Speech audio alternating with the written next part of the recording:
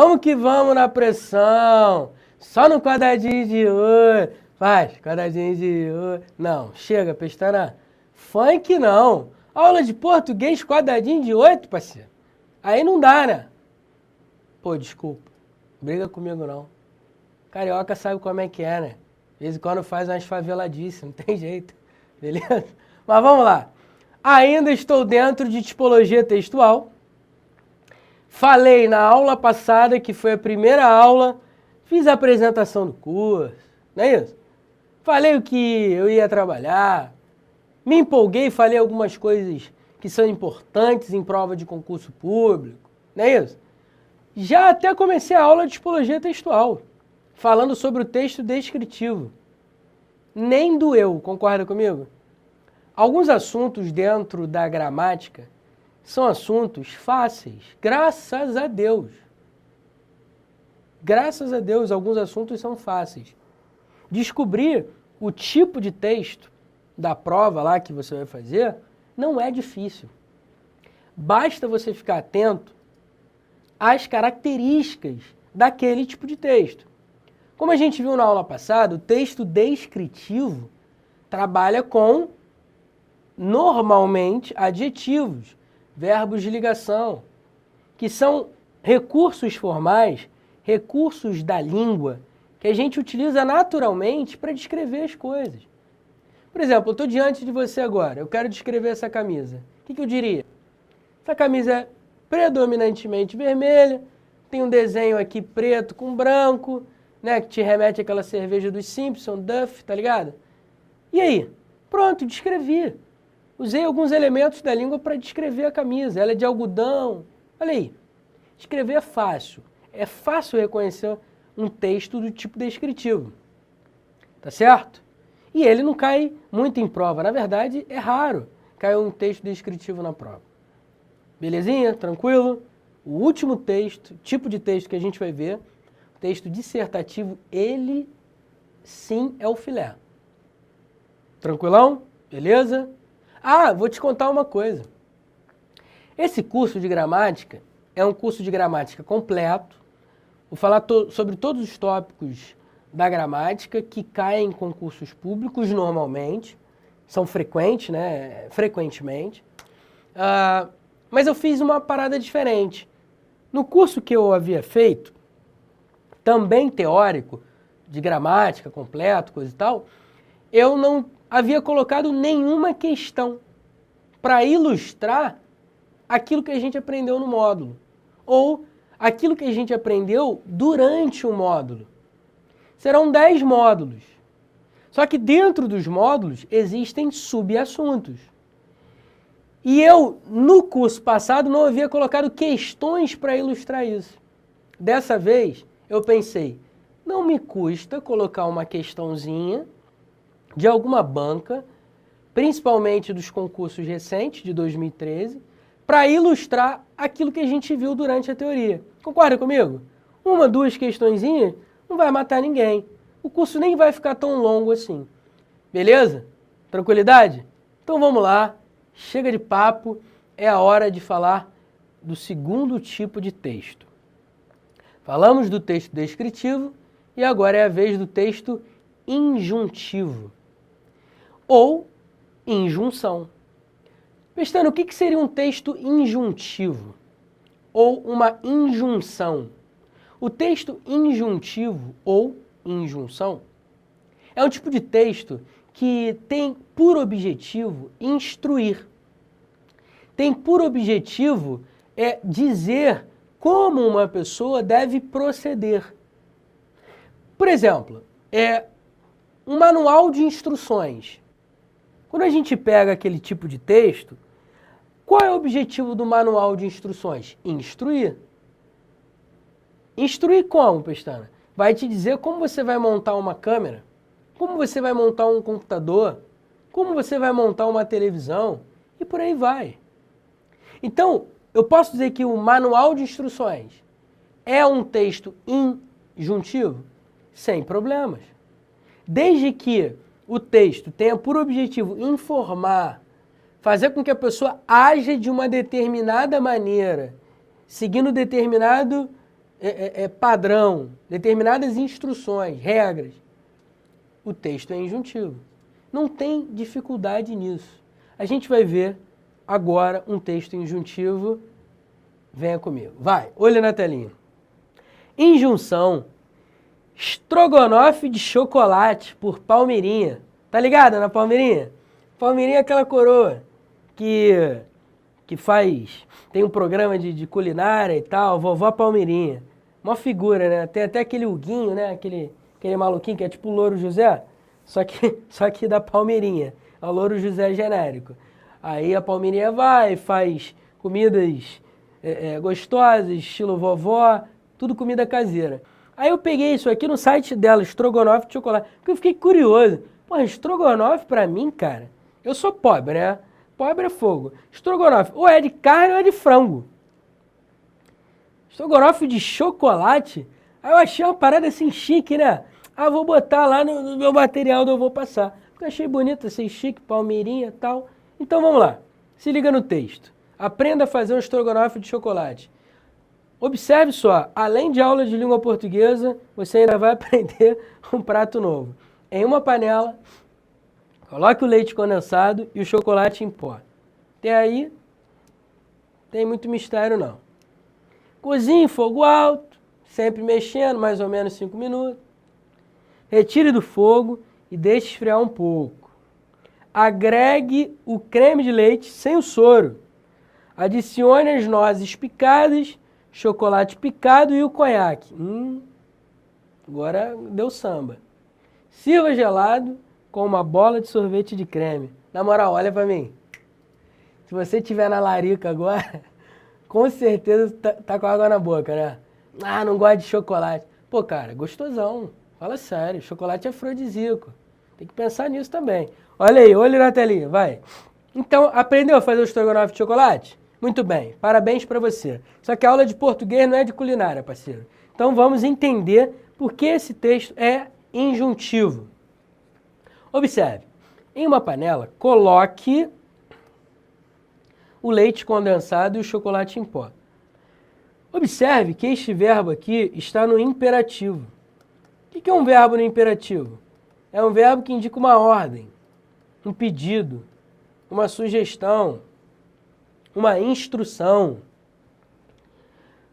Cozinhe em fogo alto. Olha aí, outro verbo no imperativo. Sempre mexendo mais ou menos 5 minutos. Olha que interessante. Apesar do verbo mexer estar no gerúndio, você concorda comigo que o tom desse verbo tem um tom de ordem? Sempre mexendo. Percebe que é uma instrução, que você deve seguir essa instrução? Percebe que o texto está dizendo como você deve agir, como você deve proceder? E o verbo não está no imperativo, o verbo está no gerúndio. Mas o tom dele é um tom imperativo. Ele tem um tom de ordem. Retire do fogo, aí volta o texto, né, com o verbo no imperativo, e deixe esfriar um pouco novamente, um verbo no imperativo. Agregue o creme de leite sem o soro, imperativo. Adicione as nozes picadas, chocolate picado e o conhaque, de novo um verbo no imperativo. Sirva gelado com uma bola de sorvete de creme, novamente um verbo no imperativo. Olha para mim rapidinho. Você acabou de chegar a uma conclusão óbvia. Pô, Pestana, então o texto injuntivo é mole. É só eu olhar para o texto, se ele estiver cercado de verbos no modo imperativo, instruindo, indicando um determinado caminho, indicando uma maneira de como eu devo proceder, esse texto é injuntivo. Pô, cara, é isso aí. Tem mistério? Na boa. Isso aqui é um mistério? Não, cara. É só um nome bonito. Ah, o texto injuntivo. Ridículo. Nada mais, nada menos do que um texto que tem por objetivo instruir. Beleza? Tranquilo? Só que não acabou não, continua olhando para mim. O texto injuntivo tem um primo, vamos dizer assim. Alguns estudiosos dizem que existe o texto injuntivo e existe o texto chamado prescritivo ou normativo. O que seria o texto prescritivo ou normativo? É uma espécie de texto injuntivo. Só que tem um detalhe. No texto prescritivo, no texto normativo, a intenção, isso alguns estudiosos falam, tá? Na tua prova é texto injuntivo 99% das vezes, beleza? Só que alguns estudiosos dizem que o texto prescritivo ou normativo é como se fosse um primo do injuntivo. O objetivo dele também é instruir, só que o tom de quem usa o texto prescritivo é sempre impositivo. É sempre uma ideia de imposição, fazendo você obrigatoriamente agir daquela maneira, senão vai sofrer represália. Ou seja, não necessariamente vai sofrer represália, mas o tom é esse, de imposição, de você deve seguir isso, senão vai ter alguma consequência negativa. Vamos colocar consequência negativa, porque represália tem um tom mais pesado, né? Por exemplo, raciocina comigo. Você vai fazer uma prova, não vai? Aí tem que preencher o cartão resposta, não tem? Aí tá escrito lá assim, preencha, verbo no imperativo, o cartão resposta no quadradinho indicado com caneta preta, formando uma bolinha, coisa e tal.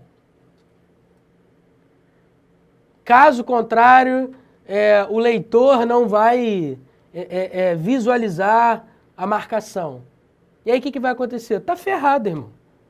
Se você marcar a bolinha com um tom muito claro na caneta, ou se você fizer um xizinho, tá ferrado. O leitor lá na hora do cartão resposta não vai identificar, não vai contabilizar a sua marcação e você vai perder ponto de bobeira.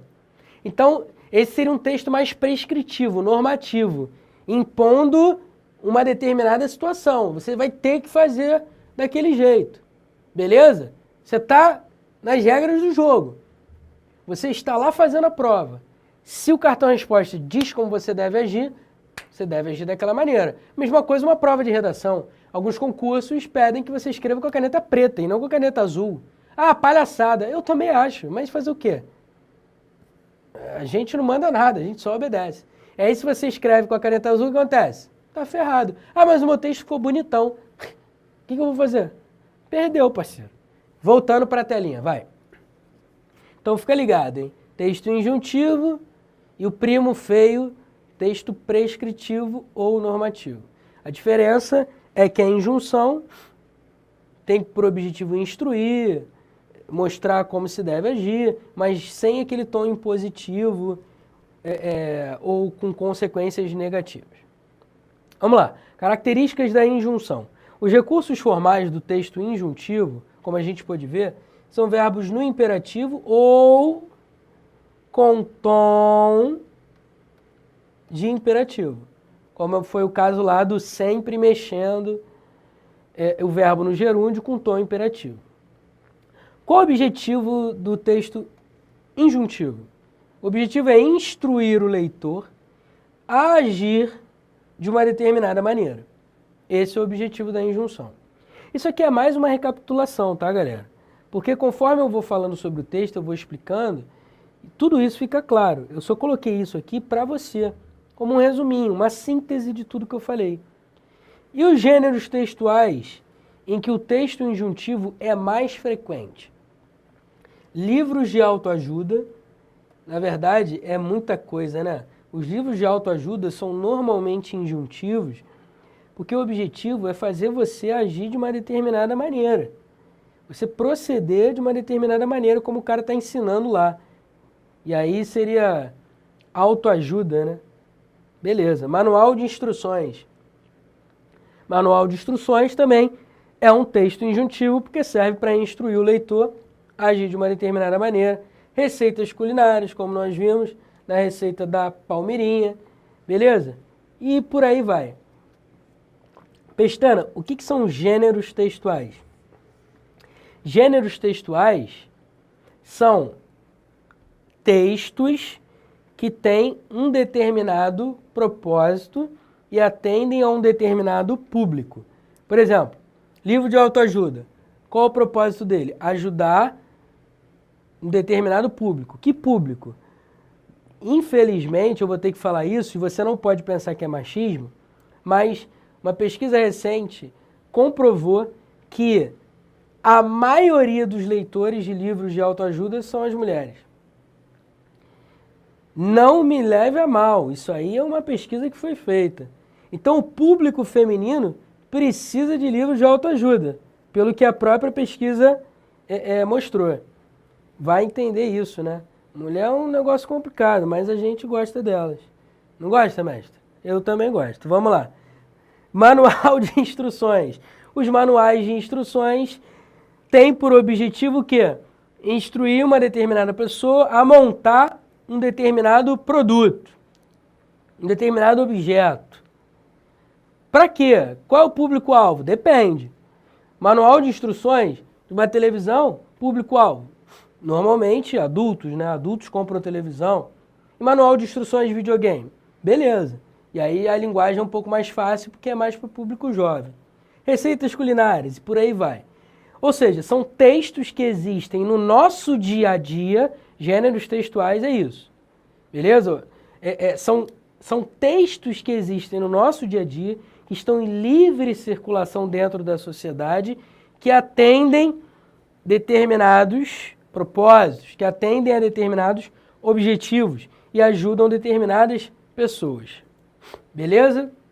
Gênero textual pode ser qualquer tipo de texto que tenha um determinado propósito, uma determinada característica que atenda a um determinado público. Continuando, vamos entrar na narração. Olha para mim rapidinho. Chegamos a um momento que eu queria. Narração. Pô, Pestana, por que você queria falar sobre narração? Narração não é nem tão importante quanto a dissertação. Calma. Por que eu queria falar da narração?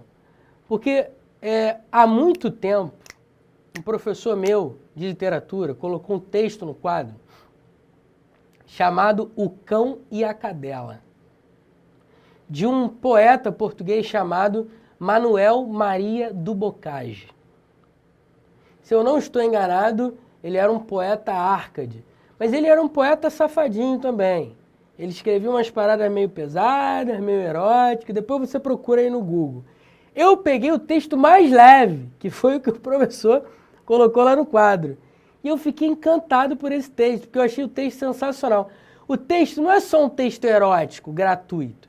É um texto com leveza dentro do erotismo, fazendo uma crítica às mulheres da sociedade da época do Bocage, que eram hipócritas. Aquelas burguesas, religiosas, mas elas por trás armavam várias coisas polêmicas. É estilo A Vida Como Ela É? Tá ligado? Nelson Rodrigues? Então, é meio que por aí. Acompanha comigo a leitura deste poema, O Cão e a Cadela, de Manuel Maria do Bocage. Venha comigo, vai, olha na telinha. Narração. Tinha de uma cadela um cão, fome canina. Ele bom perdigueiro, ela de casta fina. 1000 foscas lhe fazia o terno maganão, mas gastava o seu tempo, o seu carinho em vão, dando no xixisbel dentada e mais dentada. A fêmea parecia uma cadela honrada, faltou o A aqui, ó, e incapaz de ceder às pretensões de amor. Mas o amante infeliz, enfim foi sabedor de que a mesma, em que via ações tão desabridas, era com um torpe cão fagueira às escondidas. Se és sagaz, meu leitor, talvez que tenhas visto cadelas de 2 pés que também fazem isto. Caraca, pesado, né? Se liga só, olha pra mim rapidinho.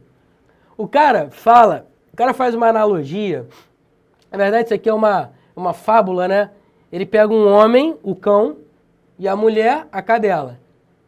E cria uma historinha que, a princípio, só estava falando de um cão que estava flertando com uma cadelinha e queria namorar a cadelinha, mas a cadelinha não queria nada com ele, porque ela era de classe social mais nobre, de casta fina, e ele era um maganão, era um cara muito engraçado, extrovertido, e ela tinha ações desabridas, ou seja, era uma mulher mais contida, mais recatada, e não dava mole para ele de jeito nenhum.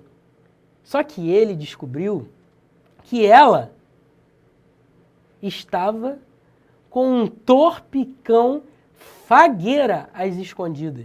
Em outras palavras, ela estava com um cão torpe, sujo, nojento, asqueroso, vira-lata, fedorento da rua, lá no lesco-lesco às escondidas, com esse cão, cheio de carinhozinho, toda fagueira. E aí, o Boccagi vai no fim e diz: se és sagaz, meu leitor, talvez que tenhas visto cadelas de 2 pés que também fazem isto. Pesado, né? O cara tá fazendo uma crítica às mulheres da época dele que faziam isso também. Eram aquelas menininhas toda recatada, não é isso? Com as roupas toda fechadinha e tal, bababá, religiosa e tal. Mas no fundo, piriguete total, Valdirene, piripiripiradinha, parceiro. É isso aí. É a cadela aqui do Boccagi. Aí ele faz uma crítica à sociedade dele, coisa e tal. Beleza? Agora, tudo isso para falar de quê? Narração. O que eu acabei de fazer foi contar uma história por meio de um poema. Então, narrar é o quê, Pestana? Narração é o quê? Olho na telinha, vai. Narração é o ato de narrar. E o que é narrar? Narrar é contar uma história. Narrar é falar sobre um evento que aconteceu com uma pessoa, determinadas pessoas, dentro de um determinado contexto, dentro de um determinado espaço e tempo. E eu vou contar esse evento, eu vou contar essa história sobre essas pessoas ou sobre essa pessoa, e vai haver uma progressão dentro da história. Ou seja, à medida que eu vou contando a história vai ficando mais interessante, vai ficando mais interessante, vai ficando mais interessante, até chegar um momento em que é o ponto alto da história, o clímax. O que seria o clímax? O clímax é a parte principal da história, beleza? É o fim da novela. Olha para mim rapidinho. O clímax é aquele momento que estava a Carminha, na verdade a Avenida Brasil teve vários clímax, né? Mas vamos lá, vamos pegar o clímax final. Tava lá a Carminha com o pai dela, e o pai dela mata ele, não sei o que, dá um tiro nele, coisa e tal. A Carminha foi, bum, deu um tiro no pai. O clímax é aquele ponto alto da história. É aquela tensão absurda que você fica querendo saber o que vai acontecer, o que vai acontecer. Esse é o clímax. E o desfecho seria simplesmente o fim da história, o fim daquele enredo que foi contado. Narração é algo que a gente faz o dia inteiro, toda hora, o tempo todo, quando a gente faz fofoca. E a gente faz fofoca o tempo todo, e essa que é a grande verdade. Não é isso?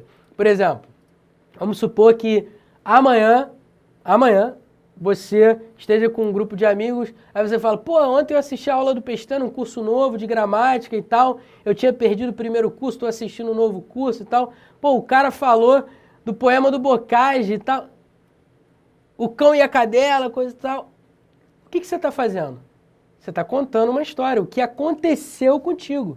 É por isso que a narração tem os verbos predominantemente no passado. Por quê? Porque se você está contando uma história, essa história já aconteceu. A não ser que ela esteja acontecendo simultaneamente, ao mesmo tempo, concomitantemente, a sua narração. Normalmente acontece como? Em jogo de futebol. Ou em qualquer tipo de narração esportiva. O evento está acontecendo e o narrador está narrando no momento da história. Aí os verbos se encontram no presente do indicativo. Já não é mais pretérito perfeito, pretérito imperfeito, pretérito mais que perfeito. Beleza? Porque a coisa está acontecendo na hora, aí o cara usa o verbo no presente. Mas ele está contando uma história, ele está narrando. Não é por nada que o cara é chamado de narrador ou locutor. Beleza? Tranquilo? Então, vamos devagar, devagarzinho, estilo Martinho da Vila, só no... É devagar. Vai, olho na telinha. Tinha de uma cadela um cão, fome canina. Observe, Verbo no passado, porque eu estou contando uma história que já aconteceu. Quando eu falo da cadela e do cão, eu estou apresentando os personagens dessa história. E eu estou dizendo que esse cão tinha fome canina de uma cadela. Em outras palavras, ele queria... É isso aí, ele queria, né, a cadela. Exatamente, não vamos nos delongar, você já entendeu a fome canina do cão pela cadela. Ele, bom perdigueiro, ela de casta fina. Aí eu faço aqui uma breve descrição sobre o personagem, dizendo que ele era um bom perdigueiro, perdigueiro é um cão de caça, e ela de casta fina, ou seja, nobre, rica e tudo mais. Aí eu digo que 1000 fosques lhe fazia o terno magarão. Ou seja, o narrador está dizendo que o cão fazia várias gracinhas para essa cadela, para fazer ela rir. E ele era um terno magarão, era um cara extrovertido e ao mesmo tempo carinhoso. Mas esse cão gastava o tempo dele, o carinho dele em vão. Dando no xixisbel dentada e mais dentada. Não tem quando o cachorro está no cio e começa a morder assim o pescoço da cadela? A imagem é essa. É tipo como se o cara estivesse assediando ali arroz, arame liso, tentando pegar a cadela e não consegue. A ideia é essa. Então percebe que o tempo todo o narrador está evoluindo na história. Ele começa falando sobre o personagem, aí vai dizendo que o cão dá em cima da cadela, aí vai dizendo que ele não consegue nada com a cadela, e depois ele começa a falar da cadela. Ó, a fêmea parecia uma cadela honrada. Agora começa a falar dela. Incapaz de ceder às pretensões de amor. Ou seja, ela não queria nada com o cão, mas o amante infeliz, enfim, foi sabedor. Ou seja, o cão que estava dando em cima dela e ela não queria nada, ele ficou sabendo de quê? Ele foi sabedor de quê? De que a mesma, ou seja, de que a cadela, em que via ações tão desabridas, ou seja, em que via ações tão recatadas, pudicas, era com torpicão fagueira às escondidas. Observe que aqui é o clímax. Por que é o clímax? Porque é o ponto alto da história, que é quando ele descobre que ela, na verdade, toda recatadazinha, toda cocotazinha, na verdade era uma safada. E que tinha relações com outro cão. Olha que safada. Que doideira isso, né? Então observe só, o clímax é o ponto alto da história. É a parte mais importante da história. Só que a história não acaba porque tem o desfecho. Só acaba quando termina. E aí o narrador diz: se és sagaz, meu leitor, talvez que tenhas visto cadelas de 2 pés que também fazem isso. Aí ele faz aqui uma crítica às mulheres da época dele e, consequentemente, aqui tem uma, digamos, tem a moral da história, da narração. E é o desfecho da narração nesse momento. Beleza? Tudo isso aqui é o desfecho, essa parte é o clímax, e tudo que foi mencionado até aqui, na verdade, tudo faz parte do enredo, né? O enredo seria a história, com início, meio e fim. Pronto, analisamos um texto narrativo. Observe que todos os verbos, exceto os últimos verbos aqui, ó, do fim, todos os verbos, do início até aqui, era com torpicão, fagueiras escondidas, estão no passado. Por que eles estão no passado? Porque ele está contando uma história. Então, se ele está contando uma história, o verbo tem de estar no passado, porque essa história já aconteceu. Só que aqui no fim, no desfecho, na moral da história, o verbo fica no presente do indicativo, percebeu? Por que o verbo fica no presente do indicativo? Porque o narrador aqui parou de narrar a história, parou de contar a história para fazer um comentário. Então, quando eu saio do mundo narrado e quando eu entro no mundo do comentário, no mundo comentado, eu uso verbos no presente do indicativo. Anota isso aí no seu caderninho. Então, quando eu estou narrando, verbo no passado. Quando eu estou comentando, verbo no presente. Beleza? Tranquilo? Então, só para fechar, vamos ver as características da narração. O tempo verbal predominante é o passado, como eu já expliquei. Segundo ponto, narrador. Toda narração tem que ter um narrador. Quando alguém está contando uma piada, a piada só é contada se tiver alguém contando. Então, o narrador é o cara que conta a história, é o contador da história. O que seria o foco narrativo, Pestana? O foco narrativo, meu camarada, é quando, vamos lá, existem dois focos narrativos. Foco narrativo de primeira pessoa e o foco narrativo de terceira pessoa. Vou extrapolar um pouquinho o tempo, mas não briga comigo não. Só para fechar a narração, senão vai ficar meia bomba. O foco narrativo de primeira pessoa é quando o narrador faz parte da história. Ou seja, ele é um narrador e ao mesmo tempo ele é personagem. O que seria o foco narrativo de terceira pessoa? Foco narrativo de terceira pessoa é quando o narrador não é a personagem. Ou seja, é quando o narrador não participa da história. É por isso que ele é chamado de narrador observador. Por quê? Porque ele observou a história e ele agora está contando essa história. Tranquilo? No texto que a gente viu, o foco narrativo é só de terceira pessoa. Porque tem alguém contando uma história do cão e de uma cadela. Personagens, já diz tudo, né? São pessoas que participam da história ou animais. No caso aí foram animais, o cão e a cadela, que estão numa fábula, né, representando um homem e uma mulher. A noção de espaço e de tempo, representado pelo verbo.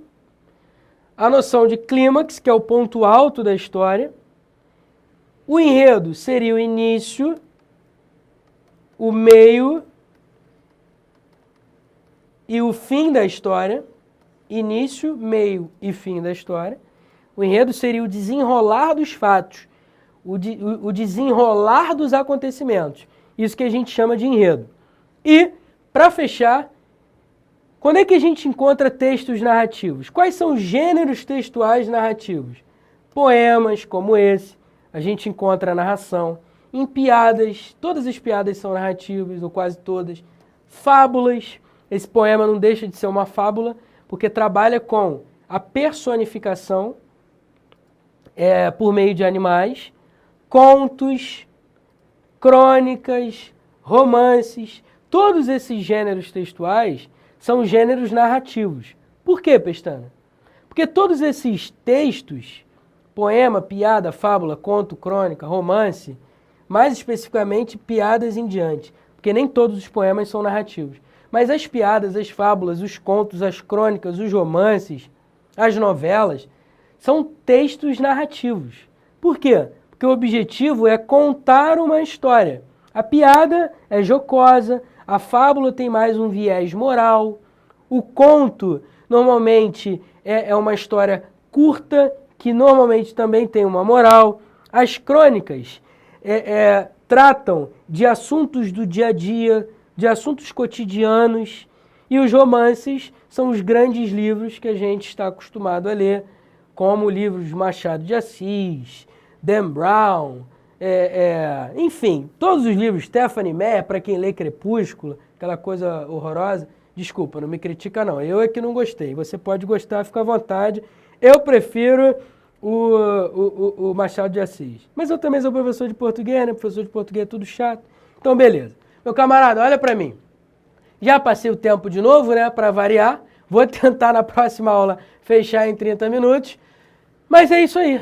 Texto narrativo. Terminamos. Vimos todas as características da narração. Esse curso é um curso dinâmico.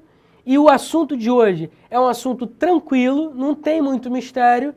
Eu tenho certeza que você adquiriu ainda mais conhecimento relacionado à tipologia textual. Na aula que vem, a gente entra em dissertação, que é o foco de todas as bancas de concursos públicos. Beleza? Fui! Daqui a pouco a gente volta.